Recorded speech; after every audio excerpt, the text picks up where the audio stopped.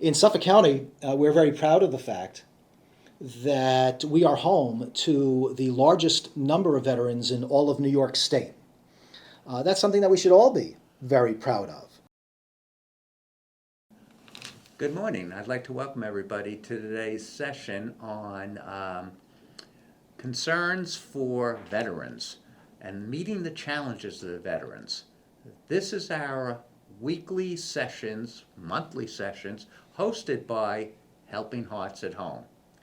Joining us today, we have Assemblyman Stephen Stern, Kelly Lanson, and Matt Lanson. Assemblyman Steve Stern is a long advocate of the veteran community. And his campaign, he has founded pretty much a cornerstone in veteran work and administration. It's a very strong part of his campaign.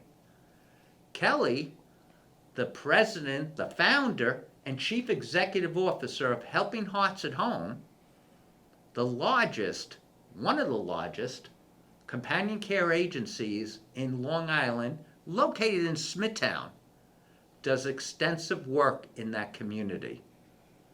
Matt Lanson is a former Marine Corps vet.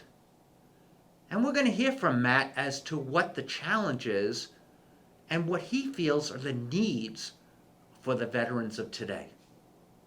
So what I'd like to do is start with Stephen, if he could talk towards what he sees in that community. Gary, thank you. Thank you.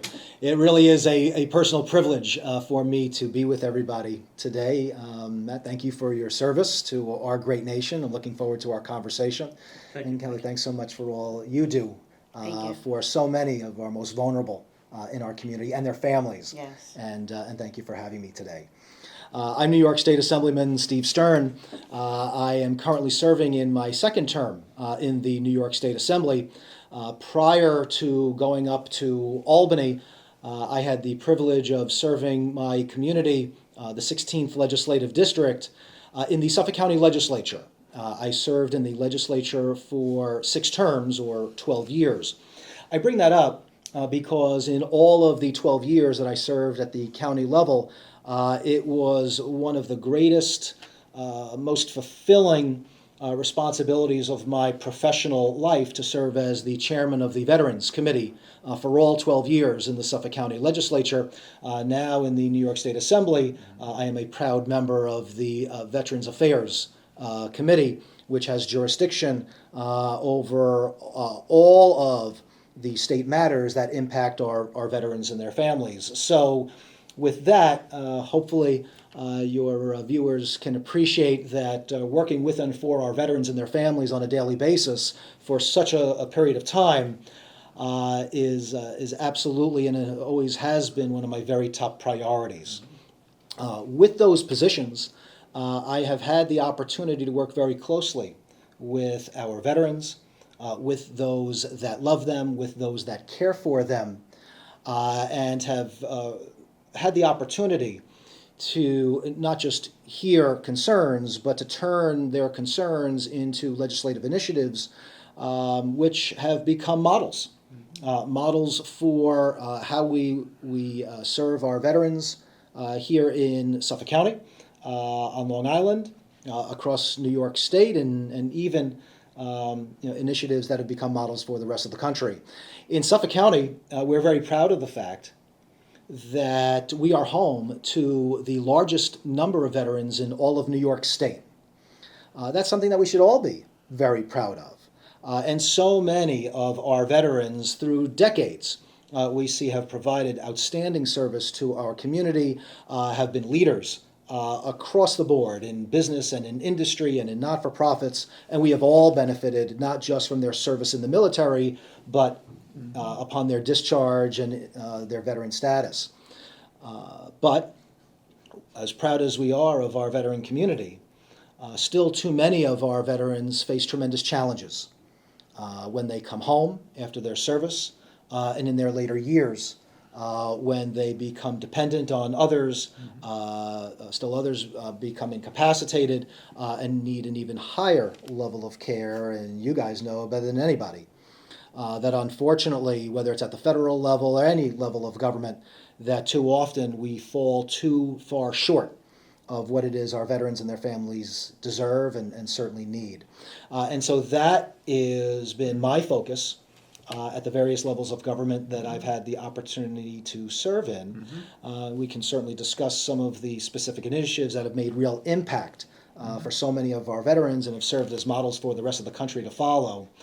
But what I will say is that whether it is our younger veteran that has served more recently and is coming out of the military with so much experience and so many outstanding skills to offer, any industry, we at every level of government need to do a much better and more aggressive effort in making sure that some of the very best of our community, the heroes that have served all of us, that we make sure that they have every opportunity to succeed, particularly when they come out of their service back to their hometown where they want to lay down their roots and follow in the footsteps of so many outstanding veterans that have come before them.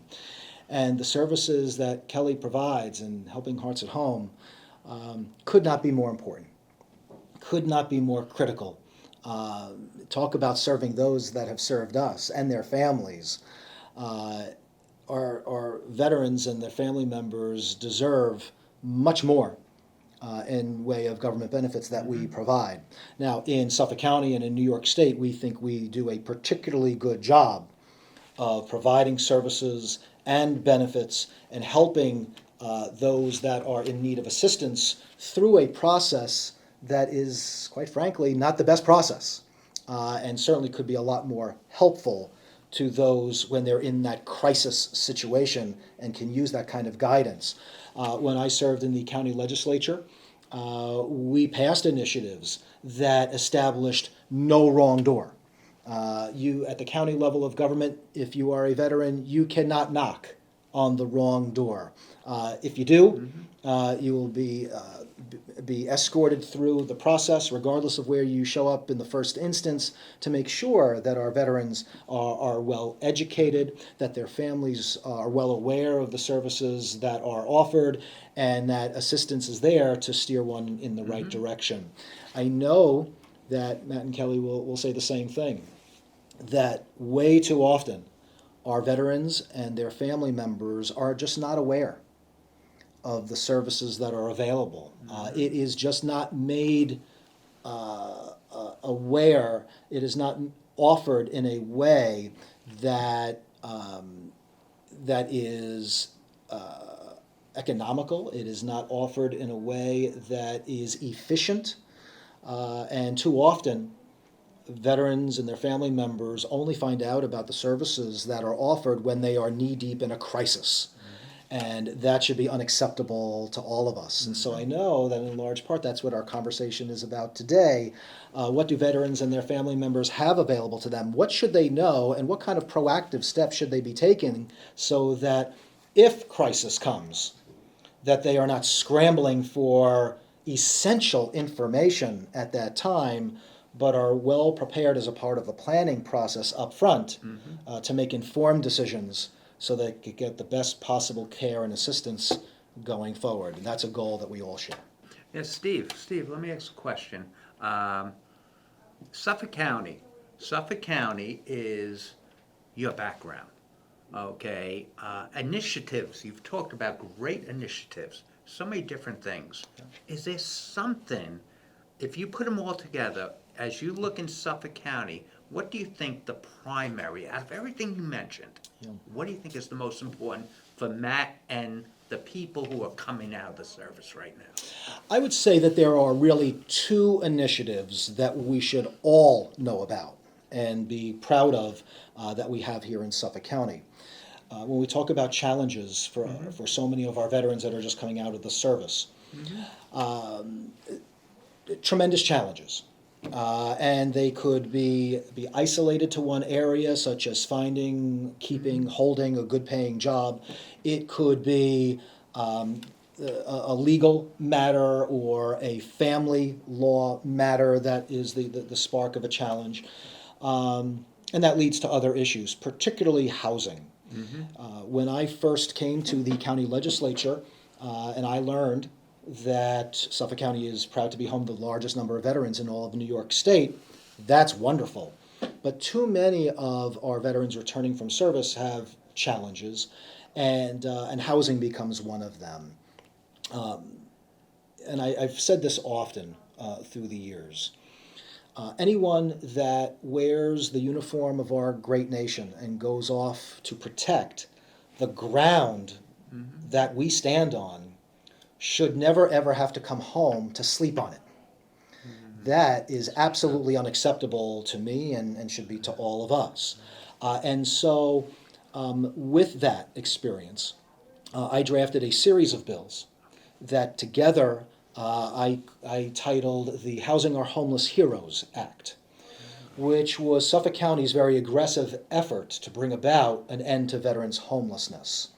This had been an issue that had been going on for many, many years, particularly in the as our troops were rotating out of Iraq and Afghanistan, and so there were a lot of different elements to it, but one of the most important elements was Suffolk County's effort to take properties that had become dilapidated, that had ended up on the tax delinquency rolls, that had really brought down property values surrounding them and really posed a tremendous quality of life issue for an entire neighborhood.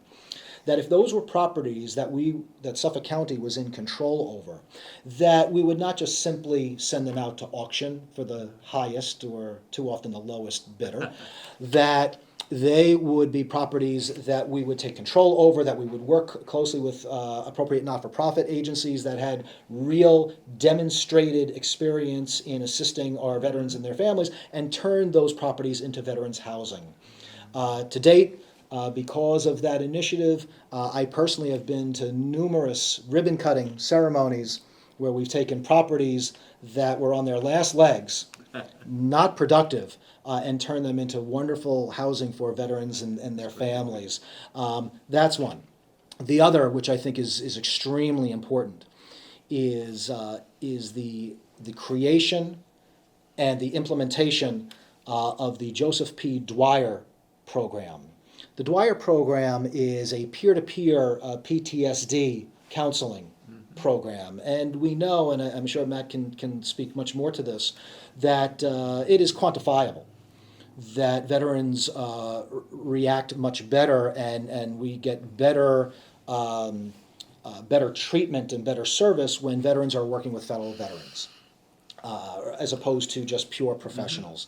That's what the Dwyer program is all about. Too many of our servicemen and women that have challenges is directly relatable to their service and PTSD or TBI or some type of other cognitive impairment due to service. And the Dwyer program has been a program that has literally saved lives. And that's just not puffing. That's not just hyperbole. It has been quantifiably proven by university experts that have done the analysis after this has been a program that's now up and running for many years, that it has literally saved lives. The Dwyer program is now the model that we created here in Suffolk County, but it is now the model for so many other counties across all of New York State and is now started to be implemented in other parts of the country. Those are two initiatives that I'm very proud to have played a role in, but more importantly, much more importantly, it's something that our entire region should be proud of, that we recognize the importance of our veteran population and their families. We recognize that we have a responsibility to serve them as they've served us. And in Suffolk County and in New York State, we put our money where our mouth is. And we don't just march in parades and thank our veterans and their families, on holidays or Memorial Days, that we make sure that we provide the services that they need and that they deserve. Great. Well, thank you, Steve. Flipping it now to Kelly, okay? Kelly, you've heard so many different words that Steve has uttered. From a clinical perspective, you being an RN, running a very big company, What are your thoughts? Well, first of all, I would like to thank you for your tremendous efforts and the big differences that you have made for the people of Suffolk County and New York State. It is definitely a sorely needed service that to help them acclimate back into civilian life, and I'm really appreciative of it personally. Speaking to it on a clinical side, when I work with the senior population who are veterans, they do have at times a certain set of challenges that aren't to the general population. Usually they do suffer from lack of socialization, feelings of despair, and trying to adjust to civilian life, even still in the senior years. There's a big disparity between civilian life and military life, and we're all aware of that if you've been in the military. There's just a huge difference. My agency, when we work with veterans, sometimes they are in crisis mode and they don't even have the money to pay for my services.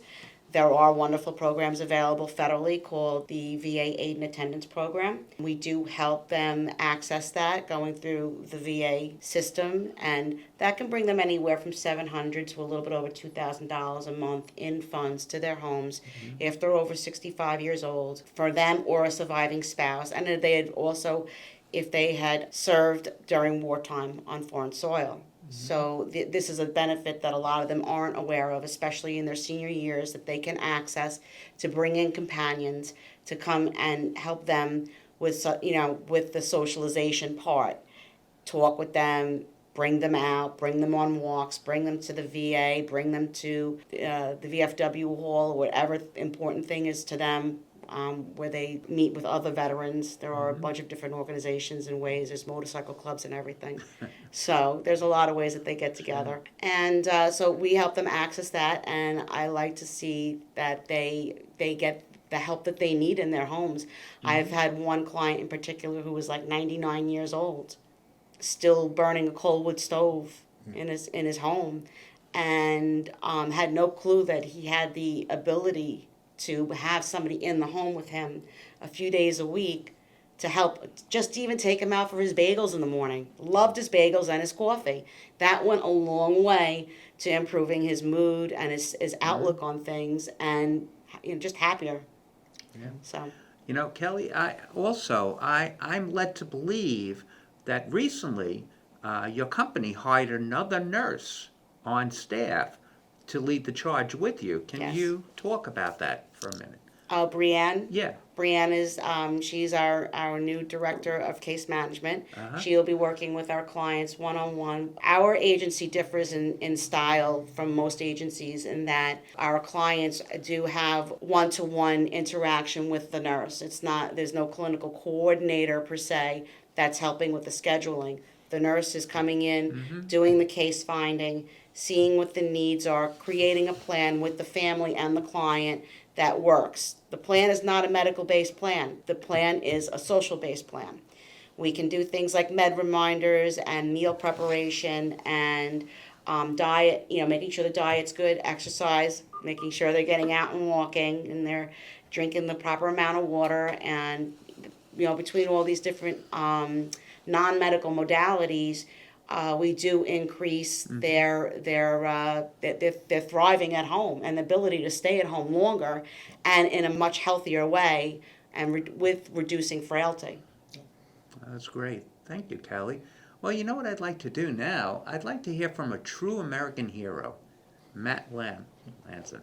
Matt, if you could talk a little bit about coming out of the service to where you are today, what you've experienced were the needs that maybe Steve and Kelly touched upon, okay, but also what you've seen through your own research that you told me about a couple of days ago. Yes, yes. I served in the United States Marine Corps for 5 years. My final duty station was Miramar, California. VMFA 314 was the unit I was assigned to. Upon transitioning out of the United States Marine Corps, it was July 23rd, 2021 is when I EAS'd. And returning into the civilian lifestyle as a veteran posed a myriad of challenges. What was most notable, and what I've seen from a lot of other veterans though, and seems to just be a baseline. This is a major grievance, is the housing problem. And now I'm aware of the programs you have for housing, but if there was a way that we could provide almost like specialized housing, that we build communities, kind of like condominiums, something to that extent, that they will be able to access upon leaving the military, that would help alleviate a lot of the stress and tension that is brought on by the move. I know a considerable amount of active duty service members who've actually abstained from returning to civilian life, even though that's what they want to do, because of that situation in its entirety. So that problem is very prevalent and is on the forefront of a lot of veterans' minds. With that being said, the numbers that I shared with Gary, it was the amount of veterans leaving the state of New York. It is roughly 25% of veterans have left the state of New York from 2000 to 2012. And then from 2010 and 2018, another accredited study was conducted and the number stayed the same.